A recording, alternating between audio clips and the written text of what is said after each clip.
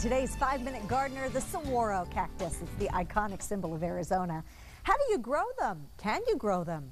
Here's Debbie Mounce from Harlow Gardens Nursery. One of our most beloved plants in our Sonoran Desert is, of course, the saguaro cactus. It is a symbol of Tucson, it is a symbol of Arizona, and it is certainly a majestic flagship for our desert. This guy is a little one. This is one that we have here in the nursery. The saguaro cactus only grows about 1 to 2 inches a year. So this guy, this pretty small guy that I have here, is probably 6 or 7 years old. I don't know for sure, but somewhere around there.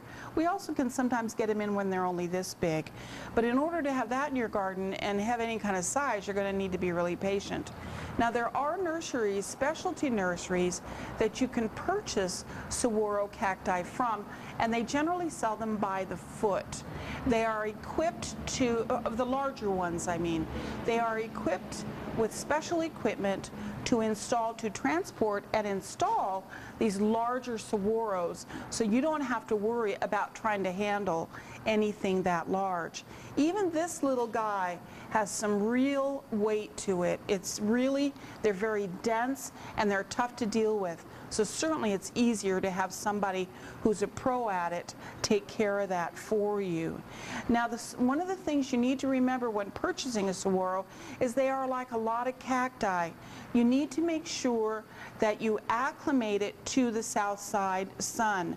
So when you go to a nursery, you will generally have one side of the cacti that is marked some way to show you which side was the south side.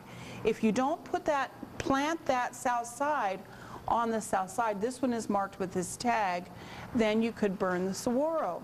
So you got to make sure you understand that. Ask that question at the nursery when you do purchase them for your planting, and you can just plant it in our regular native soil. These guys are tough and they're just ready to go in your garden. And please be patient. Yeah, because they grow slowly, don't they? Debbie joining us now. So one fast thing is, because they're protected, if you want to move a saguaro, you can't just do it yourself. You wouldn't want to try, they're very heavy. But no, well, number one, you don't want to do it yourself. This is not something that your home gardener can do, unless it's one that's the size tiny. of the one that I was showing in the piece. But any bigger saguaro, you must get permission to move that. And I'm not, quite honestly, exactly sure where you do that, because they are protected species. You know, when they do construction and things, they have to get permission to remove those saguaros, and then they have to replant them someplace on the property, or someplace that is authorized to plant them. Now you say to worry about, keep your eyes peeled with your saguaro for disease.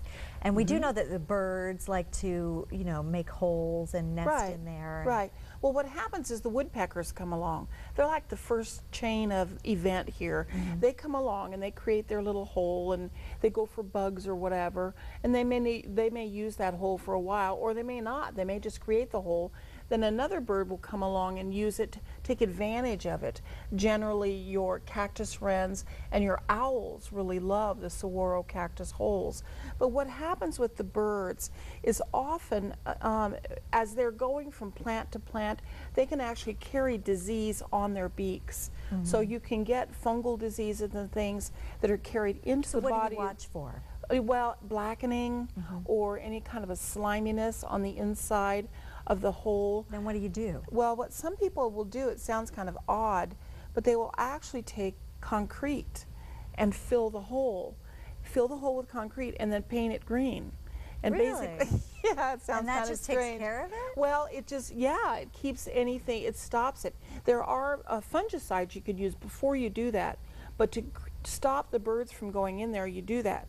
Now, if you have a saguaro that has a lot of holes in it, and some of the ribs are starting to show, and if it's near anything that you treasure, you may want to consider having that taken down. Because it'll fall. Because it can fall, and it's very, very dangerous. They're very heavy, they're very dense, and it's very dangerous. All right. Well, Debbie, a lot to think about. They are beautiful. Oh, they're Thanks spectacular. So much for You're coming welcome. on talking about You're it. welcome. My favorite cactus.